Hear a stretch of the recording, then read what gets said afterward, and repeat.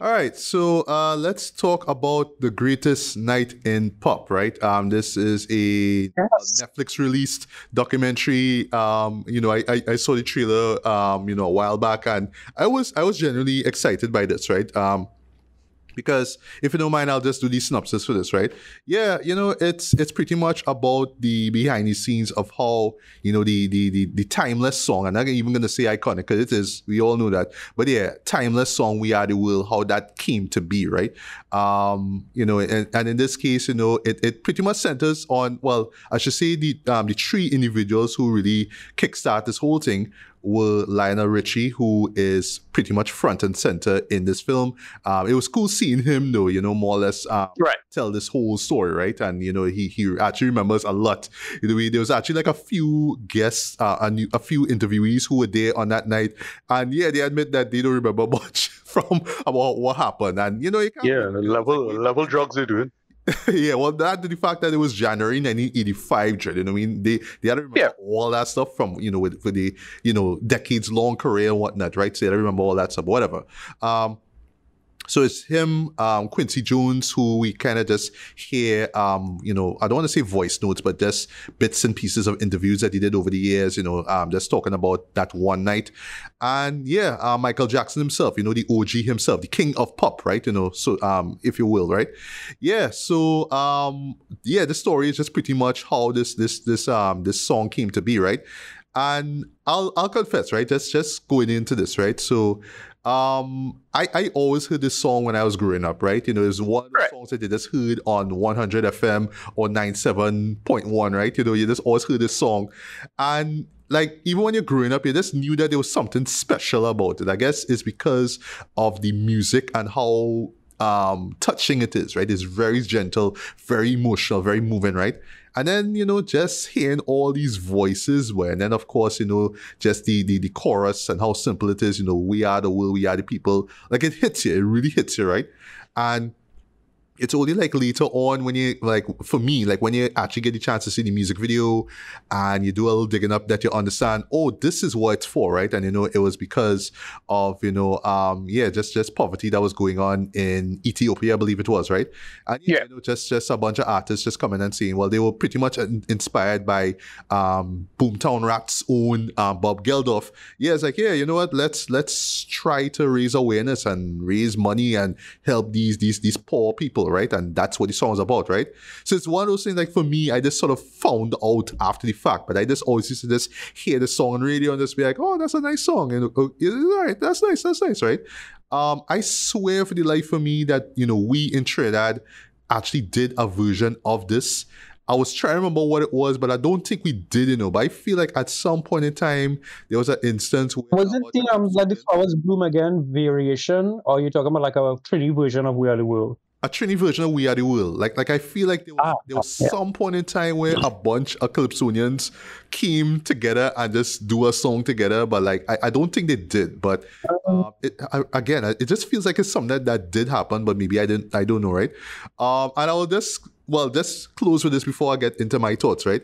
And this whole grab a bunch of artists together and put them on one song has continued on over the years. Like, one big example that comes to mind, just as a hip hop head, right? And agree to disagree, this is still one of the greatest remixes of all time. The Game's One Blood Trail, like that remix though, I think it runs for like 11 minutes. Is one of the hardest songs I've ever heard in my life, and it's just a bunch of rappers just coming in, just spitting their asses off and going, right? That's what it is. But again, it's just the idea, even though that wasn't for charity, that was just for the album, but it's just the idea of taking a whole bunch of artists and putting them into one song. You know what I mean? That, I think it really did start with this song here, right? And yeah, it's become a part of, music tradition, if you will, right? So about this show itself, I really enjoyed it, man, for what it was, right? But in no way will I say that this show kind of reinvents the wheel, though. It's exactly what I expect it to be. It's a music, it's a music doc, right? So it would help if you know, or at least familiar with 80s music or whatnot, right? So for me, even though I haven't listened to a lot of like Cyndi Lauper or Bruce Springsteen, I really should though. Like after watching, it's like, I really should listen to Bruce Springsteen's like work though. Like, you know, like I was here born in the USC and streets of Philadelphia and all that kind of stuff, but like I should really like listen to that album though. I feel I would love it, right? But yeah, you know, when I was growing up, that was the songs that I heard, right? So I'm familiar with the majority of artists who were there, right? And it was cool being reminded of who was there in the first place, right? You know, whether it was Cyndi Lauper or whether it was, like I said, Bruce Springsteen, who, yeah, you know, well, I guess, you know, Tracy, you could bring it up to, yeah, he had probably one of the greatest moments of the song with that, "We are the world, we are the children." How he does that way. I want to see it on screen. I was like, word, the scene still, that moment still hot, and real hot, right? Al Jarreau, I forgot that he was in it. Dionne Warwick, Willie Nelson. I was like, James Ingram in this, and I couldn't even remember. Oh my God, James Ingram was in this. Yes, James Ingram too. Dan Aykroyd apparently was doing the chorus. I didn't know. Listen, it had people. It had a set of people who had no business being there, but they was there. Yeah, and it was cool hearing that, you know. But what blew my mind, right, was, and I didn't notice that this was right after the American Music Awards, right? Which, right. Hosted it. He hosted that shit trend. And while they was going on commercial breaks, I should mention too, the man performed twice and he won awards in that night too. So when they were going on breaks, he would go backstage and talk to people and be like, "Yo, we doing this thing at this, it was A&M Studios, right? It's like, yo, come through after the show." And he just got a whole bunch of people to come through, right? But to be fair, there were other people who knew about it prior as well to it. Like, he gave them the demos that he and Michael was working on. Quincy loved everything about it, and, you know, he pretty much produced the whole thing, right? But, you know, it was Lionel and Mike who really put everything together, right? The story about Stevie Wonder was funny, where they was reaching out to him. I was like, well, he didn't say that. And then, like, on the day of, it's like, no, sorry, when the demo was being shipped around, he finally found out about it. It's like, yo, why this didn't call me? It's like, dude, he was trying to call you all this time. What happened, right? That was really funny, right? But yeah, it was just amazing knowing that this happened on the night of that award ceremony. So right after that, they headed straight down to A&M and they spent the whole night up until 7 a.m. recording this, right? And seeing the process of it works as well too. Just the decision in terms of how they pretty much put every artist, like who comes first and whatnot. That blew my mind, because I wouldn't have really thought about that. I thought it's just, oh, you come in, you sing that, right?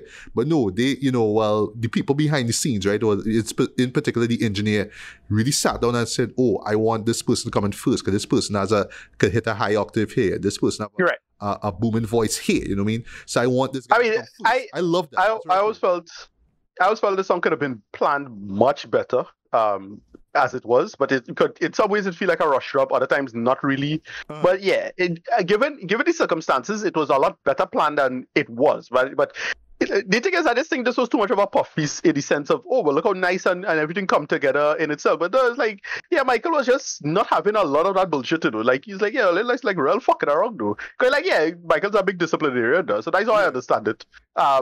The history, so it missed a lot in this documentary. That's why I was so underwhelmed with this as it was. Okay.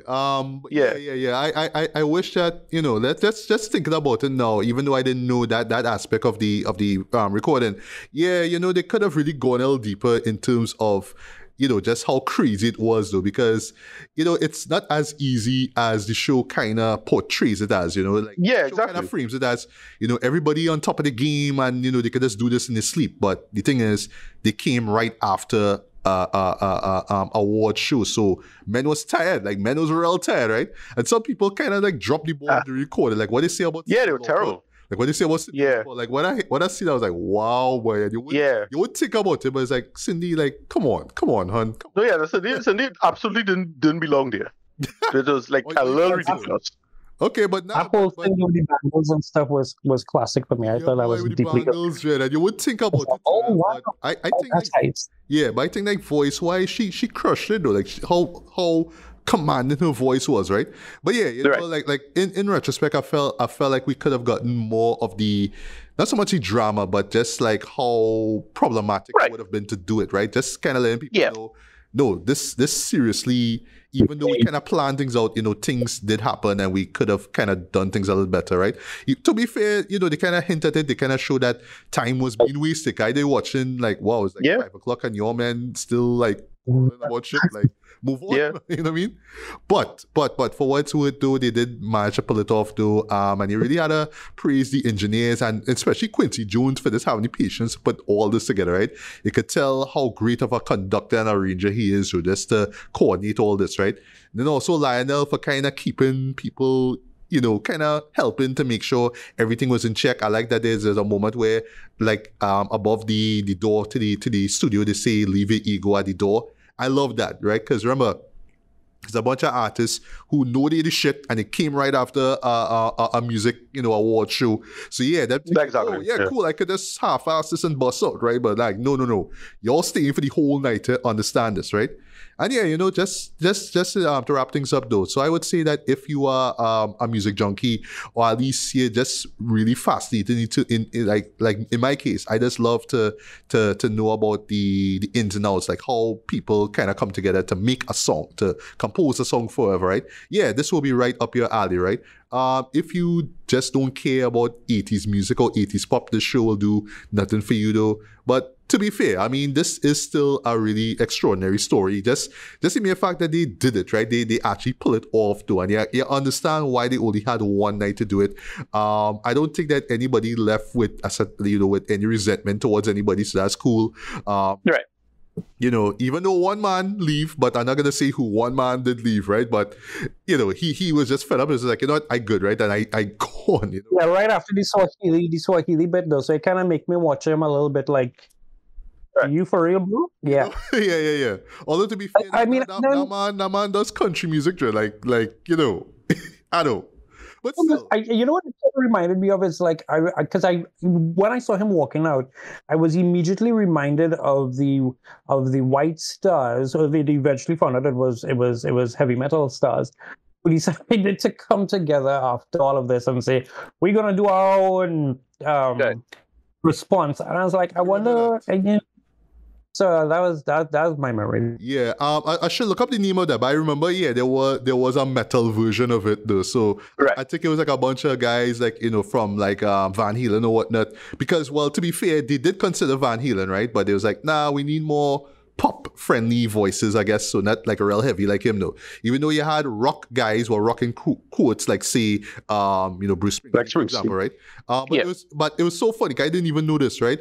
Bob Dylan was there though, and like it makes sense him feeling uncomfortable, Jay, because like if you hear this man music from the 60s, right? He does like folk music now. Yeah, like he shouldn't fit because he voiced too soft there, but I like how he had to be coached to do his moment and how he it is very Bob Dylan. So I like that. That was cool. So they kind of work together, right? But yeah, right. So as I said, there was a metal version. They even did this they stopped I remember thing with a bunch of like rappers in the late 80s. That was really cool. They did. I remember SNL made a bit out of it back in that time. Phil Hartman, but what they did was do a bunch of older stars. So they had like Frank Sinatra, and Frank Sinatra like not understanding the new artists, and that's the joke. Okay. Like, yeah, it's all of that shit. I was like, Phil Hartman is like brilliant as Frank Sinatra. That was a whole bit. He played them. Okay. Wow. I'll look for that, right?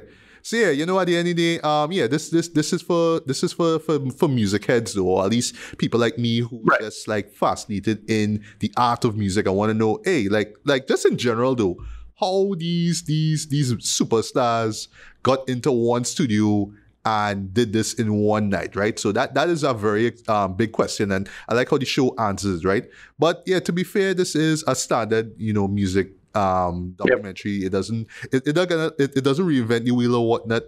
Like I wasn't expecting it to, right? But the show just kind of does what it does. It tells the story, and like the people who were there on that one night, it does a job and then leaves, right? But it's still a very entertaining watch though, and yeah, you really do see the process behind making what was arguably one of the greatest songs, or I should say one of the greatest pop songs, right? Or charity pop songs, if you will, of all time, right? So rating wise for me, I'm going to give this a lighter, decent 3.5 out of 5, man. I think that it is worth checking out. But again, if you just don't care about 80s pop music or 80s music, this will do absolutely nothing for you, man. But, this was a great, behind the scenes look in the process of, making this song though. But I felt we could have gotten a little bit more like tension or like really understanding, it was all these people that were there and, like anything could go wrong. Like I was saying before with Cyndi Lauper, right? But again, somehow they pull it off and it worked. And, we have this song that is still remembered to this day and I guess still played on 100 FM or, 97 or, any adult contemporary station, probably still plays that song, right? So it's like that. But yeah, it's on Netflix right now and I say, it's worth checking out. So Ricardo, your thoughts on, almost say We Are the World. I was pretty disappointed in this. I thought we'd have gotten something. This could have come out in the 90s as a documentary. Like it didn't do anything with the material or anything that interesting. It just relies on kind of the nostalgia kick for it. It's fine. Like it does that, but I really thought we'd have gotten something more interesting. It's just way too bog standard as a documentary, structure-wise and concept-wise, especially all the know and the history that we have over it. So it just comes across like a kind of puff piece. I mean, which is fine if that's what you're going for, but I was expecting something better from Netflix. As it is, it's okay because I didn't hate what they did with it. In terms of just the general conceit and what they're trying to go for, especially since it's Lionel Richie was heading it and he was the kind of the main talking head going forward. I mean, it was fine, but I really wanted more drama, more structure, more history, more behind the scenes, more just context, like just have that work a little better.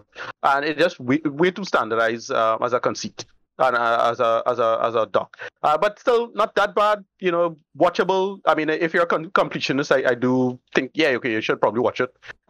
It does rely on you knowing the nostalgia kick. But I don't know, I felt I learned more by watching, remember, I Love the 80s on VH1? Yes. Talking about it. I think they did, yes, they did talk about that song, yeah. Right, exactly. It's more metal version that came afterwards. Right. That now. Yeah, exactly. I wish we got more research behind this or whatever it is. Like, it just felt... Yeah, it felt like they could have do more with this. It just felt way too amateurish, either way too amateurish or too much of a puff piece. I mean, hell, I like the Rhapsody doc we got, and that's about kind of the same thing, right? Conceptually, right?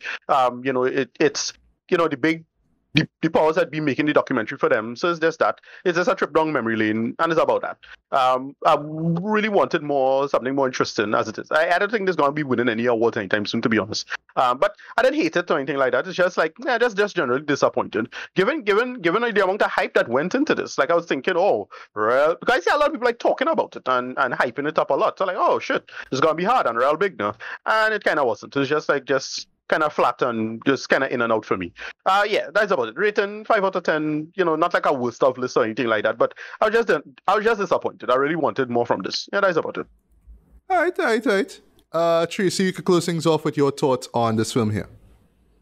Well, I mean, I'm in the category of, I love seeing a whole bunch of behind the scenes stuff. 2, this sort of took me back to personal memories of like, okay, having to be in studio with a bunch of, I mean, it's not the same, but it's like a bunch of local artists late at night, plotting all kinds of random things, right. The feeling that goes in there. So like that kind of tension and that vibes. I will agree with you in this. I felt like it could have gotten just a little bit more, especially like when you start to deal with the idea of, spoiler alert, Sheila E., how right. a relationship to that and how they were trying to get Prince and how she felt at the time, that could have been explored a great deal more.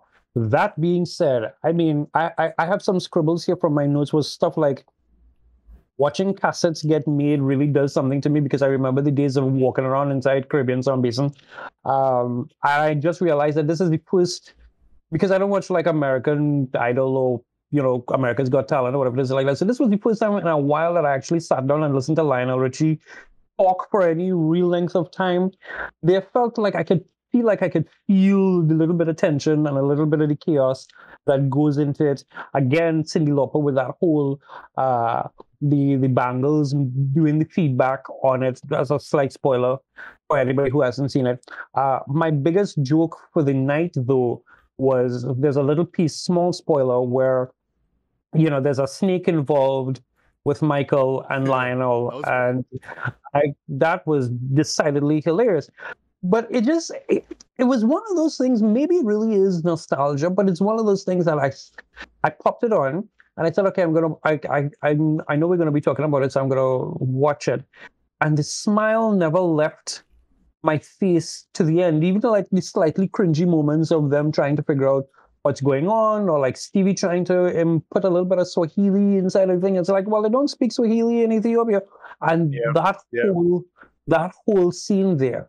Here's my thing. I feel like even though it didn't explode with like a lot of this tension happened and that tension happened, you could feel it in the room, because there's something that Lionel says at the beginning where he's like, there's 40 something artists in a room. If you were to ask them, what do you think this needs, you'll get 40 something different responses. And during the course of the night, you realize that they all had their little, maybe we should do this and we should think that, and it's how to corral these people into one grouping. So for me, I really like it. I think obviously I have a bit more of an appreciation for this song and what it meant. Lyrically, whenever I think about that song, I think about, outside of the the white performers, it was Here and Aid from the heavy metal artists. They came together to do their song for Africa type of something, and it was Here and Aid, so it sounded like Here and Aid. Right. But I also remember, and this is on a side, but I also remember Phil Collins, Take a Look at Me Now. That whole Because that whole era was a weird, everything is wrong with Africa, we need your help, because you had Michael do Man in the Mirror, you had We Are the World, you had, Take a Look at Me Now, and it was, fodder for your parents, to be telling you, this is why you need to eat your food, because this is what's happening, and all the song was playing all the time. But it really did sort of bring me back to a good feeling. And I had a smile on my face for the whole documentary, even at the end where one particular artist was crying because she said she didn't want it to end and she wanted that good vibes to continue. And it put me back in a mental space where I was like, this was good. And I agree with Sibeli. I kind of need to go back and, queue up a whole bunch of some of these people. So yeah, I like it. This is a solid 8 for me. I would even say 7.5, but I would give it an 8, because it was a nice warm hug. It was a vibe. So that was it for me. Nice.